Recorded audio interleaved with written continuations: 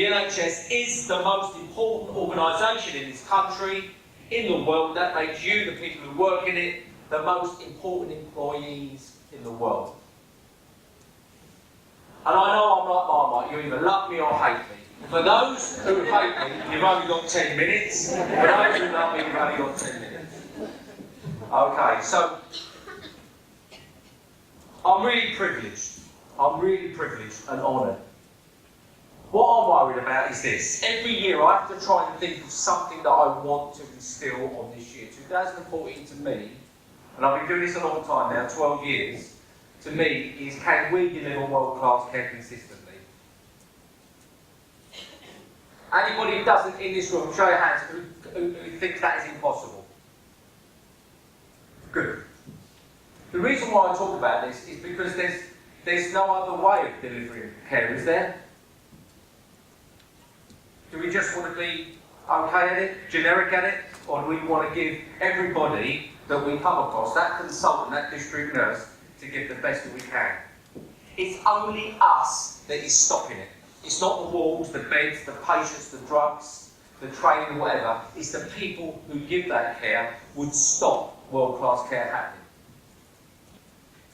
Some of you might have seen me show this before. I'm not going to go into it, I haven't got the time. Basically, I build a whole session when I'm in front of staff around this picture. It's the only one I've got of when I'm ill. I don't want to be reminded too much of having leukemia 12 years ago. But you can see in this picture, my hair's starting to grow back because the last 2 chemotherapies I had weren't as aggressive. You can see my baby boy there, just been born, 30 seconds old. You can't see my Hickman line behind there. You can't see my wheelchair there because I lay in bed for 7 months. I couldn't walk, I had to be rehabilitated. You can't see my lovely wife over there who's a bit, she's obviously giving birth to her first baby. And the lovely midwife here taking a picture. And I normally ask people, what do you see in that picture? You can see the question. They say, love, great father, joy, happiness. What I see is the absolute point of the NHS. And while I've got breath in my body, I will be telling people the point of the NHS. And it's summed up in that one picture. The picture dictates to me, you put people back together. You fix them. You fix them. That little bundle of joy there was given to me, and us, by IVF, by the NHS. You create life. Birth happens. Death happens. And at end of care, hopefully you give wonderful end of care service. More than that, you bring families back together. To me personally, you, the love and expertise in the room allows me to love my son every day. Let me put that in perspective. From the day that I went into Bart's Hospital, where I got world-class care, anyone from Bart's in the room? You. Right. I got world-class care there, and I'll talk about that in a second. But that was 4,402 days ago you've given me.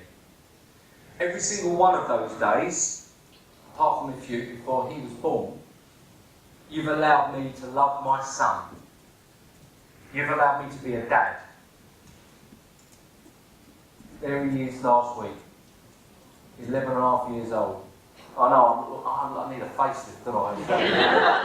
I look old, but you've allowed that. That's what you've given me. When was the last time you ever, can you recall that being on the front of a daily paper?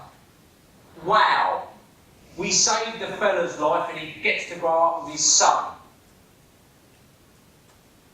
No, we talk about 4-hour waits in A&E, don't we? And how terrible that is.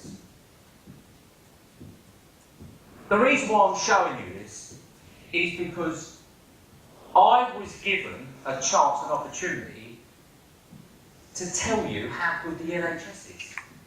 To tell the population of this country, what don't you get about it?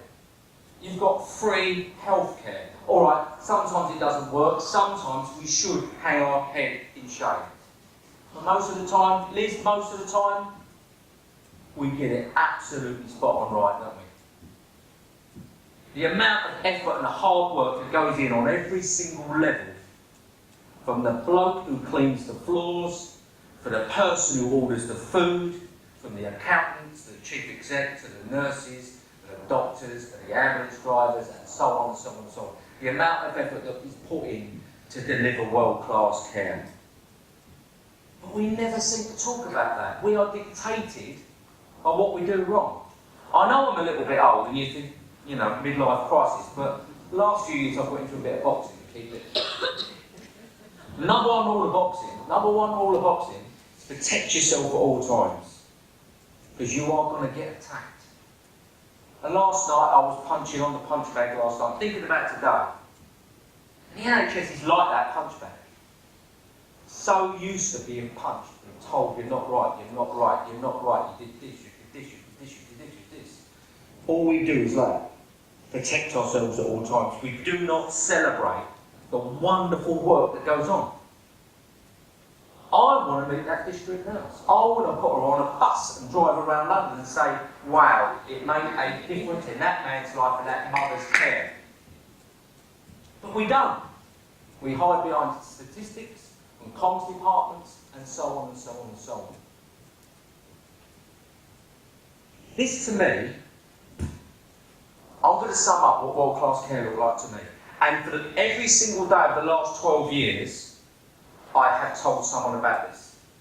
We're talking about NHS Change Day, making the pledge. My pledge, when I got off my hospital bed at Bath 12 years ago, my pledge was, I'm going to go out and tell the world how great the NHS is.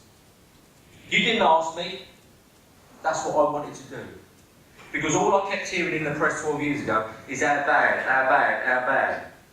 Sue culture, let's sue the NHS, let's do all this. No. That wasn't my experience. My experience was fantastic.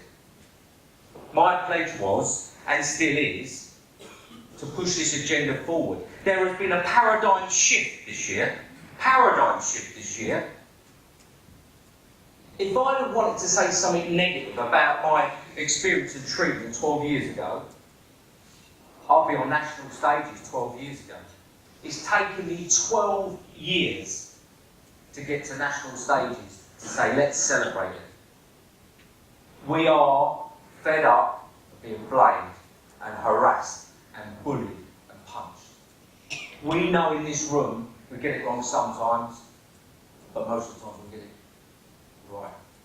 The paradigm shift with Neil and colleagues at the CNO's conference, you had positive patient stories. On stage, CNO's conference. Today, positive patient stories. Not people telling you how bad it was. My world-class care came in this. I was given so much kindness by staff of the NHS, it humbles me enough today to still want to talk about it 12 years later. And I dare say 12 years on, Tommy will still be talking about that district nurse and that consultant. Kindness is the overriding factor in the care that I receive.